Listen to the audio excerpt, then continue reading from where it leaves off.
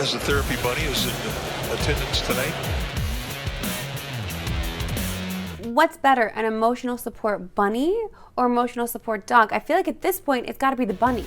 This is Sportscentre. Hey, I'm Marissa Roberto, and Game 2 between the Jets and Avs goes down tonight in Winnipeg. And if it was anything like Game 1, then hold on for another wild ride. Winnipeg won the opener 7-6, and that result has shaped the many storylines heading into Game 2. The biggest being goaltending, as we didn't know until just a couple hours ago who would be in net for the Avs. Well, Alexander Georgiev, who was lit up in Game 1, was in the starter's net at morning skate. In his last 6 games of the season, Georgiev allowed 26 goals and had a save percentage of .840. And as bad as those numbers are, they were worse in Game 1. Combining last year and his Game 1 numbers, the Avs goalie has a save percentage under .900 in the postseason. And despite giving up 6 goals, Connor Hellebuyck was actually good in Game 1. And Jets fans are hoping he's even better in Game 2 as a slight trend is noticed. In his last 6 playoff games going back to last year against the Golden Knights, he's got an .882 save percentage, which simply isn't good enough for a soon-to-be 2-time Vezina winner. But I guess it doesn't matter when you're scoring 7 goals. This series has been so entertaining. It's definitely the series to beat in terms of entertainment value. After Game 1 anyway, I just cannot deal with Jesse winning. I cannot handle it emotionally and mentally. Just the yelling, man.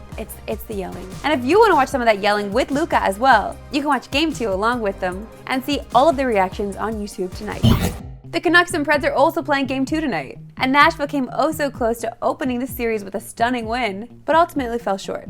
And we got some massive news just moments ago. It started when we noticed that Thatcher Demko was not on the ice for morning skate, and then the confirmation came down shortly after. Demko will not be on the ice for Game 2 tonight, and there are questions about his status for the rest of the series. He was very good in Game 1, making at least one highlight reel save en route to a Canucks victory. And now we've got plenty of questions about Vancouver moving forward. As for the Preds, the big question heading into Game 2 might be in net as well, as Soros was solid but not his usual excellent self between the pipes. Going back to 2020, he's allowed 3 or more goals in 9 of his 11 playoff starts. Meanwhile, for the Canucks, they managed to get a Game 1 win without most of their big names contributing. Their biggest trade deadline addition, Elias Lindholm, had 1, which could be very important moving forward, as the former Flame has taken time adjusting in Vancouver. But he ended the season with 5 points in 6 games, which was the same number of points he had in his previous 16. You know that I lived in Vancouver for 2 years, so I feel as though I need to cheer for the Canucks, okay? Plus, you know, I got love for Quinn Hughes, so if it's not the Leafs, it'll be the Canucks for me.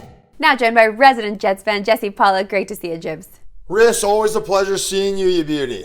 All right, Jesse, I'm genuinely curious about this answer after seeing you once again trolling Leafs fans at the Square. What actually makes you happier, a Jets win or a Leafs loss? Look, I know I troll Leafs fans a lot, and I get great pleasure in seeing the Toronto Maple Leafs lose, especially when I'm at the Square. But obviously, seeing the Winnipeg Jets win is much, much more important to me. Holy smokes, that last game was an absolute rush, and I'm looking forward to probably losing my voice as the Jets continue to dominate through the playoffs. All right, Game 1 between the Avs and Jets, we had absolute chaos in a 7-6 Jets win. What is your confidence level heading into tonight? Yeah, speaking of that last game, Riss, that was an absolutely wild one. My confidence level going in tonight is 50-50. On one hand, it was great to see that the Jets could score 7 goals and that the Avalanche don't have great goaltending. But on the other hand, the Avs offensively were the much better team. And it's a little concerning to me that Connor Hellebuyck hasn't really been that great in the playoffs. Not just dating back to last season, but even that Montreal series during the bubble. So I'm not overly confident, but I'm really happy that the Jets have a 1-0 lead, and I think this series could definitely go 7 games. Maybe tell Luka to just bring earplugs, okay? Jesse, thanks again for joining us.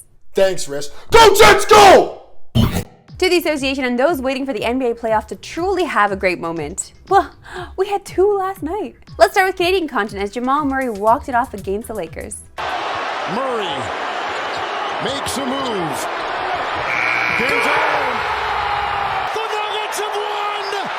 That capped an unreal 20-point comeback for the defending champs. And after the game, you could almost see it in Anthony Davis's eyes, that he kind of knew the Lakers were done. Can you take us through that last play, just what happened and what unfolded? What was, I don't know if you were screened or what happened on that last play? Jamal Murray made a shot. Yeah, that is what happened. Jamal Murray made a shot. I don't know.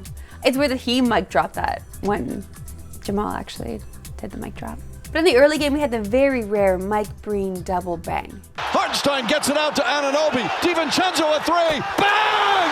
Bang! Knicks take a 1-point lead with 13 seconds remaining. The Garden is shaking right now. What an incredible sequence. And the aftermath of both of those clutch shots is a likely early exit of both LeBron and Joel Embiid, which kind of crazy to lose two of the league's biggest stars this early. And tonight we have a few more teams who cannot afford to go down 2-0. But that trend we touched on yesterday continued again, as home teams are still unbeaten in these playoffs, going 11-0 through the first 3 days. But we gotta feel like one of Dallas, Phoenix, or Milwaukee will break that trend tonight. And TSN is loaded with all 3 games across the network tonight. It all starts at 7 Eastern, 4 Pacific. And just because of the playoffs, it doesn't mean we stop making you money with our anytime goal scorer bet. And it's been a common theme for today's show, so let's once again go back to the Avs and Jets game. Because with 13 goals in the opener, we're hoping for more of the same today. And we're gonna go with Kyle Connor to score at plus 165. And that's a number we absolutely love, because he looked great in game 1, bearing 2 goals and adding an assist in the 7-6 win. Not that I want to give more nods to Winnipeg players at this point in time, but it's a good one. You should put money down on it. That's all for today. We'll see you picking tomorrow 3 Eastern, New Pacific. Have a good one.